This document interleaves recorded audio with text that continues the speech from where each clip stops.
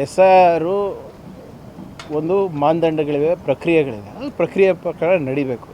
ಅಕಸ್ಮಾತ್ ಅದರದ್ದು ಏನಾದರೂ ಉಲ್ಲಂಘನೆ ಇದ್ದರೆ ಕಾನೂನು ಪ್ರಕಾರ ಅವರು ಶಿಸ್ತಿನ ಕ್ರಮ ತೊಗೋಬೇಕಾಗ್ತದೆ. ಮನೆಗೆ ಹೋಗೋದು ಬಿಟ್ಟು ಕಮ್ಯುನಿಟಿ ಹಾಲ್ಗಳಲ್ಲಿ ಮಾಡ್ತಾಯಿದ್ದಾರೆ ಅಥವಾ ಬೇರೆ ಎಲ್ಲನ ಮಾಡ್ತಾಯಿದ್ದಾರೆ ಅಂದರೆ they will take action. But ಭಾಳ ಪ್ರಮುಖವಾದಂಥ ವಿಚಾರ ಏನು, ನಾವು ಕೇಳಿರುವಂಥ 12 ಪ್ರಶ್ನೆಗಳು ಕ್ಯಾಬಿನೆಟ್ಟಿಂದ, ಸರ್ಕಾರದ ವತಿಯಿಂದ, ಅದ್ರ ಬಗ್ಗೆ ಇನ್ನೂ ಉತ್ತರ ನಮಗೆ ಬಂದಿಲ್ಲ. ಸೊ ಅದ್ರ ಬಗ್ಗೆ ಕೂಡ ವಿರೋಧ ಪಕ್ಷದವರು ಮಾತಾಡಬೇಕು.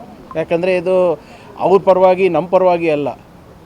ಯಾವ ನಾಗರಿಕನಿಗೂ ಕೂಡ ಅವರ ಮತದಾನದ ಹಕ್ಕನ್ನು ಕಸ್ಕೊಳ್ಳುವ ಹಕ್ಕು ಯಾರಿಗೂ ಇಲ್ಲ. Whatever is it has to happen as per constitution ಅಂತ ಅಷ್ಟೇ ನಾವು ಹೇಳ್ತಾರೆ. ಸರಿ, SIR ಅಲ್ಲಿ ಕುಮಾರಸ್ವಾಮಿ ಅವರು ಏನು ಹೇಳ್ತಿದ್ರು, ಇದು CM ಅವರ ಪ್ರೇರೇಪಣೆಯಿಂದನೇ ಈ ಥರ ಆಗ್ತಿದೆ. ಮನೆಗೆ ಹೋಗಬೇಕು, ಆದರೆ ಮನೆಗೆ ಹೋಗ್ತಿಲ್ಲ, ಚೌಟ್ರಿಯಲ್ಲಿ ಆಗ್ತಿದೆ. ನೋಡಿ, ಯಾವುದೋ ಒಂದು ಈಗ CM ಅವರು ಪ್ರತಿ ಬೂತ್ ನೋಡೋಕ್ಕಾಗತ್ತೇನ್ರಿ? 50-60 ಸಾವಿರ ಬೂತ್ ಇರ್ತದೆ. ಯಾರೋ ಅಲ್ಲಿ ಲೋಕಲ್ ಲೀಡರ್ಸು ಹಿಂಗೆ ಮಾಡಿದ್ರೆ ಬಹುಶಃ ಬೇಗ ಆಗ್ಬೋದು ಅಂತ ಹೇಳಿರ್ಬೋದು. ಆದರೆ ಅದ್ರ ಬಗ್ಗೆ ಇನ್ನೂ ಸಂಪೂರ್ಣ ಮಾಹಿತಿ ನನಗೆ ಬಂದಿಲ್ಲ. ಬಟ್ ಏನೇ ಇದ್ರೂ ಕೂಡ ಎಲೆಕ್ಷನ್ ಕಮಿಷನ್ ಇದೆ, ನೋಡ್ಕೋತಾರೆ. ಈಗ ಎಲೆಕ್ಷನ್ ಕಮಿಷನ್ ಮಾಡೋ ಕೆಲಸನೂ ಇವರೇ ಮಾಡ್ತಾರಾ BJP JDS ಅವರು? What ever it is, they will ask for clarification from the BLO. ಎರಡನೇದು ಈ ಬ್ರೂಕ್ ಫೀಲ್ಡಲ್ಲಿ ಮಗು ಮೇಲೆ ಹಲ್ಲೆ ಪ್ರಕರಣದಲ್ಲಿ ಈಗ ನೋಡಿ, ಅದು ಝೀರೋ ಟಾಲರೆನ್ಸ್ ಇದೆ ನಮಗೆ ಆ ಪ್ರಕರಣದಲ್ಲಿ. ಈಗಾಗಲೇ ನಮ್ಮ ಇಲಾಖೆ ವತಿಯಿಂದ ಅವ್ರಿಗೆ ಕ್ಲಾರಿಫಿಕೇಷನ್ ಕೇಳಿದ್ದೀವಿ. ಆಮೇಲೆ ಯಾವ ಇಂಥ ದೊಡ್ಡ ಪ್ರತಿಷ್ಠಿತವಾದಂಥ ಕಂಪನಿಗಳಿದೆ, ಅವ್ರದ್ದಾದಂಥ ಒಂದು ಪಾಲಿಸಿ ಇರುತ್ತೆ. ಇದು ಪಾಲಿಸಿ ಬರೀ ಇಂಡಿಯಾಗೆ ಸೀಮಿತ ಇಲ್ಲ, ಇಡೀ ಅವ್ರದ್ದು ಒಂದು ಗ್ಲೋಬಲ್ ಪಾಲಿಸಿ ಇರ್ತದೆ. ಅದ್ರ ಪ್ರಕಾರ ನಡ್ಕೋಬೇಕು. ಹೇಗೆ ಕ್ರೀಷಸ್ ನಡೆಸಬೇಕು, ಯಾವ ರೀತಿ ನರ್ಸರಿಗಳು ನಡೆಸಬೇಕು, ಡೇ ಕೇರ್ನ ಸೆಂಟರ್ಗಳು ನಡೆಸಬೇಕು, ನಿಮ್ಮ ಇದರಲ್ಲಿ SOPs ಅವ್ರ ಹತ್ರ ಇರುತ್ತೆ. ಅದ್ರ ಪ್ರಕಾರ ಇವರು ವೆರಿಫಿಕೇಷನ್ ಮಾಡಬೇಕಾಗಿತ್ತು, ಬೇರೆ ರೀತಿಯಾದಂಥ ಬ್ಯಾಕ್ಗ್ರೌಂಡ್ ಚೆಕ್ ಮಾಡಬೇಕಾಗಿತ್ತು. ಅದು ಆಗಿಲ್ಲ ಅಂತ ಭಾವಿಸ್ತಾ ಇದ್ದೀನಿ.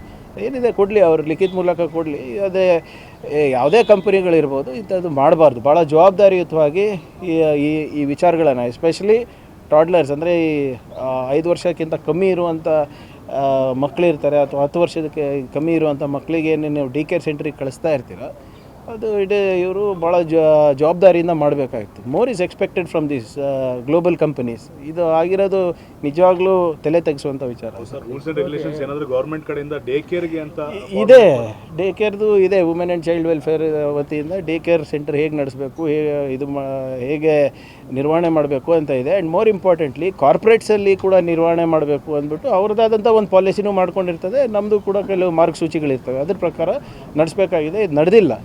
ಅವ್ರಿಗೆ ಕ್ಲಾರಿಫಿಕೇಷನ್ ಕೇಳಿದ್ದೀವಿ, ಲೆಟ್ ದೆಮ್ ಕಮ್ ಅಪ್. ಯಾಕಂದರೆ ಇದು ಬರೇ ಆ ಕಂಪನಿ ಶ್ರೇಯಸ್ಸಿಗೆ ಅಫೆಕ್ಟ್ ಆಗುತ್ತೆ ಅಂತಲ್ಲ, ಅವ್ರಿಗೆ ಧಕ್ಕೆ ಬರುತ್ತೆ ಅಂತಲ್ಲ. ನಮ್ಮ ನಗರದಲ್ಲೂ ನಮ್ಮ ಏನು ಬ್ರ್ಯಾಂಡ್ ಬೆಂಗಳೂರು ಅಂತ ನಾವೇನು ಹೇಳ್ತೀವಿ, ಅದಕ್ಕೂ ಕೂಡ ಧಕ್ಕೆ ಬರುತ್ತಲ್ಲ. We will take action as per ಇದು ಬರಲಿ, ರಿಪೋರ್ಟ್ ಬರಲಿ.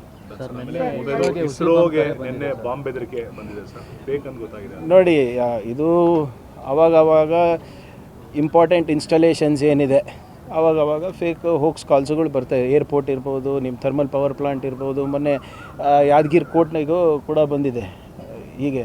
ಸೊ ಏನಿದ್ರು ಕೂಡ ಎಚ್ಚೆತ್ಕೊಂಡು ನಾವು ಸೂಕ್ತವಾದಂಥ ಕ್ರಮ ನಾವು ತೊಗೊಂಡಿದ್ದೀವಿ. ಸೊ ಇದನ್ನು ನಿರಂತರವಾಗಿ ಸೈಬರ್ ದಾಳಿಗಳಿರ್ಬೋದು, ಇಂಥ ಹೋಕ್ಸ್ ಕಾಲ್ಗಳಿರ್ಬೋದು, ಇದಕ್ಕೆ ಅಗತ್ಯ ಬೇಕಾಗಿರುವಂಥ ಸಿಬ್ಬಂದಿಗಳಿರ್ಬೋದು ಮತ್ತು ತಂತ್ರಜ್ಞಾನ ಇರ್ಬೋದು, ಎರಡನ್ನೂ ಕೂಡ ನಾವು ಅಳವಡಿಸ್ಕೊಂಡಿದ್ದೀವಿ.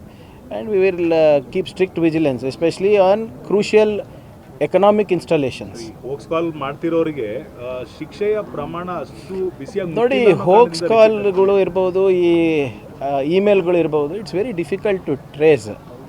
ಇಂಟರ್ನೆಟ್ ಪ್ರೋಟೋಕಾಲ್ ಇರ್ಬೋದು, ಅಥವಾ IP ಅಡ್ರೆಸ್ಸಸ್ ಅಂತ ನಾವೇನು ಹೇಳ್ತೀವಿ, ಅದು ಎಲ್ಲೋ ರಷ್ಯಾಗೆ ಹೋಗ್ತದೆ, ಯಾವುದೋ ಚೈನೀಸ್ ಸರ್ವರಿಗೆ ಹೋಗ್ತದೆ, ಈಸ್ಟರ್ನ್ ಯುರೋಪಿಯನ್ ಸರ್ವರ್ಸಿಗೆ ಹೋಗ್ತದೆ, ಅಲ್ಲಿ ನಮ್ಮ ಜ್ಯೂರಿಸ್ಡಿಕ್ಷನ್ ಇರೋಲ್ಲ.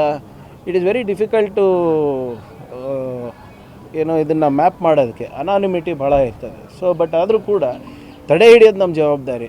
ಸೋರ್ಸನ್ನು ಕಂಡು ಹಿಡಿಯೋದು ಸ್ವಲ್ಪ ಕಷ್ಟ ಆದರೂ ಕೂಡ ಅದು ಕೂಡ ಪ್ರಯತ್ನ ನಾವು ಮಾಡ್ತೀವಿ. ಮತ್ತು ಇಂಟರ್ನ್ಯಾಷನಲ್ ಏಜೆನ್ಸಿಗಳ ಜೊತೆ ಏನು MEA ಜೊತೆ ಇರ್ಬೋದು, ಅಥವಾ ಮಿನಿಸ್ಟ್ರಿ ಆಫ್ ಹೋಮ್ ಅಫೇರ್ಸ್ ಇರ್ಬೋದು, ಅವ್ರ ಜೊತೆನೂ ನಮ್ಮದು ಒಪ್ಪಂದ ಇದೆ. ಸೊ ಅಂಥದ್ದು ಏನಾದರೂ ಇದ್ದರೆ we will seek help from the central government also.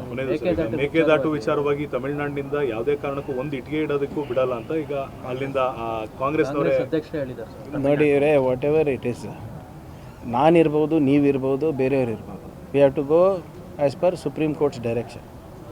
ಅವರು ಏನು ಎಕ್ಸೆಸ್ ನೀರು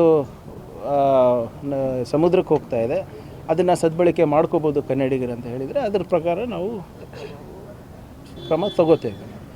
ಅದು ನನ್ನ ಪರ್ಸ್ನಲ್ ಒಪಿನಿಯನ್ನು ಅಥವಾ ನಿಮ್ಮ personal opinion will not matter.